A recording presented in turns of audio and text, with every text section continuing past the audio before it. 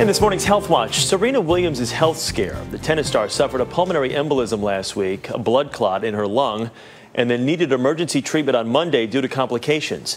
Medical correspondent Dr. Jennifer Ashton is here with more on this condition, which affects at least 100,000 Americans each and every year. Doctor, good morning. Good morning, Chris. Before we start, I just want to quickly read a statement that we got from Serena Williams yesterday, released to CBS. This has been extremely hard, scary, and disappointing. So that's her statement. But let's talk exactly what she has been dealing with here. We're talking about a pulmonary embolism, Chris, as you said. So this is normally a blood clot that starts usually in the leg or lower extremity and then travels up the body into the heart and lodges in the lungs. Can give you symptoms of an increased respiratory rate, an increased heart rate, some shortness of breath. Could this have killed her?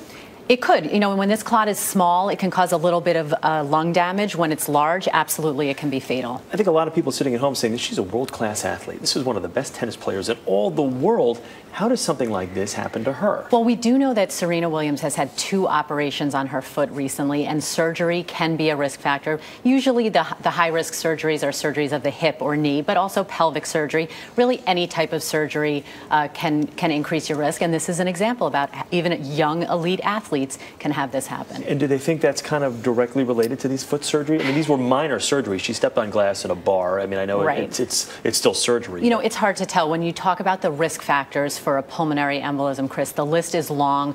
That we know that as you get older, the risk increases with age. Things like smoking, obesity increase the risk. Then there are some big ones. Cancer increases the risk of a clot.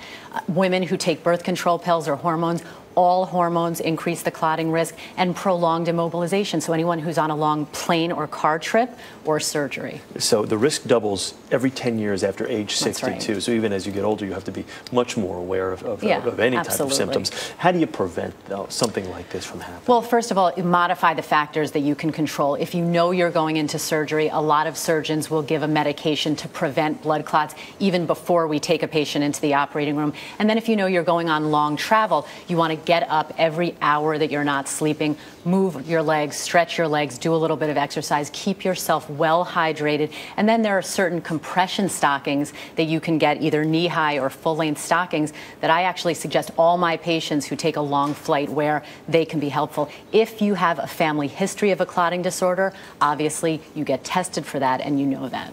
When do you think, I guess with something like this, could people expect to see Serena Williams get back on the court playing tennis again at the level where she was? Well, she's said she hopes to be back in the summer. She will be on medication to treat this for months, and she will be able to participate in athletics while she's on that medication, so we'll have to wait and see. Is that Coumadin? Is that yeah, blood thinner. Great. Exactly. All right, Dr. Ashton, thank you very much. Good to see you.